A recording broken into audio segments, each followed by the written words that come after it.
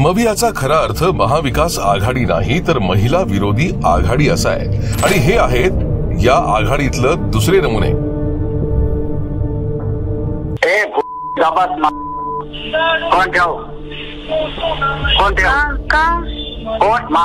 Phone ठेव नाही असं का करायचं नाही। फोन ठेव अरे गाते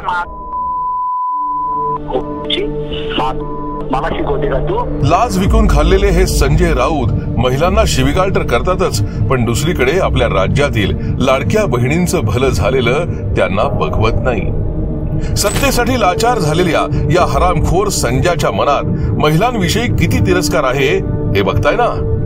ज्या छत्रपतींच्या राज्यात कायमच महिलांचा सन्मान केला गेला, त्यांच्या राज्यात आज हे मवियावाले महिलांचा अपमान करतायत, त्यांना शिवीगाळ करतायत। महाराष्ट्रातल्या लाडक्या बहिणींसाठी आजवर यांनी स्वतः काहीही केलं नाही आणि आता याच पाखंडींना लाडकी बहीण योजनेमुळे बहिणींचं होणारं भलं पाहावत नाहीये। कायम महिला विरोधी भूमिका घेणारे हे मवियावाले उद्या सत्तेत आले तर आपल्या माता भगिनींची, लेकी बाळींची कधीच प्रगती होऊ देणार नाहीत। महाराष्ट्रवासियांनो, अजूनही वेळ गेलेली नाही।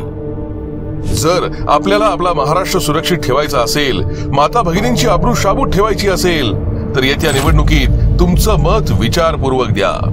महाराष्ट्रासाठी घातक असलेल्या या टोळीला महाराष्ट्रातून हद्दपार करा। त्रेतायुगात ज्याप्रमाणे देवीनं महिषासुराला हरवलं, त्याचप्रमाणे येणाऱ्या निवडणुकांमध्ये आपल्याला या महिला विरोधी मवियासुरांना हरवायचंय, हे लक्षात ठेवा।